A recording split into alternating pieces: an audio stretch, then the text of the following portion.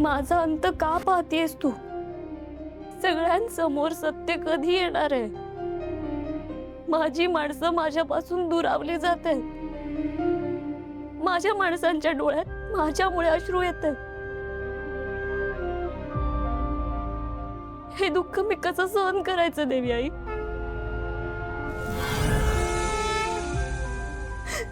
सगळ्यांना सत्य का दिसत नाहीये?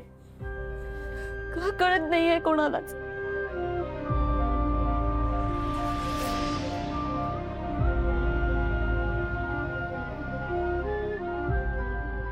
सत्य उलगडत असताना जर माझीच माणसं माझ्यापासून दुरावली जाणार असतील तर तूच सांग ना देवी आई, मी सगळ्यांसमोर सत्य आणून मला काय मिळणार आहे? न्यायाचा आग्रह धरत असताना मी माझ्याच माणसांवर अन्याय करते असं वाटतंय मला। हे सत्य जर बाहेर आलं तर सगळ्यात जास्त वाईट वेदाच्या भावांना वाटेल।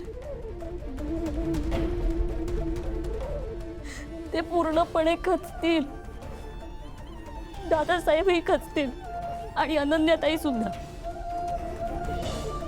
कारण त्यांचा मंजिरीवर पूर्ण विश्वास आहे। आणि हे सगळं सत्य समोर आल्यावर तरी काही चांगलं घडणार आहे का देवी आई? आणि माझी ताई, तिचं काय?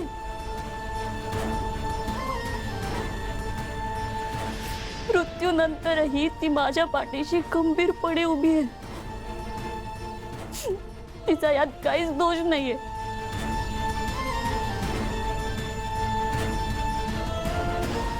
तिला मंजिरी योग्य वाटते कारण तिला सत्य माहीतच नाहीये।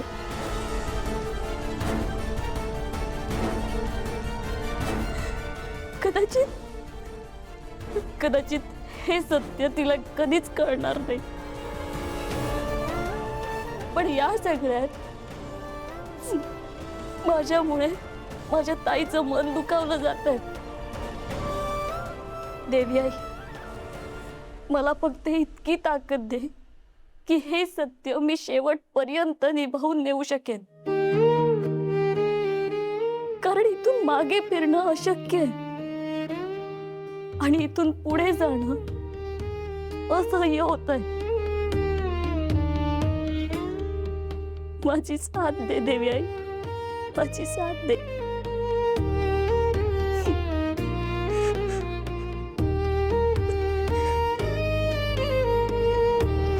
आज तुमच्या चुकीमुळे आयुष्यात पहिल्यांदा मला फायदा झालाय।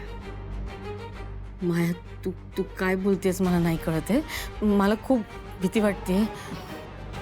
अजिबात घाबरू नका।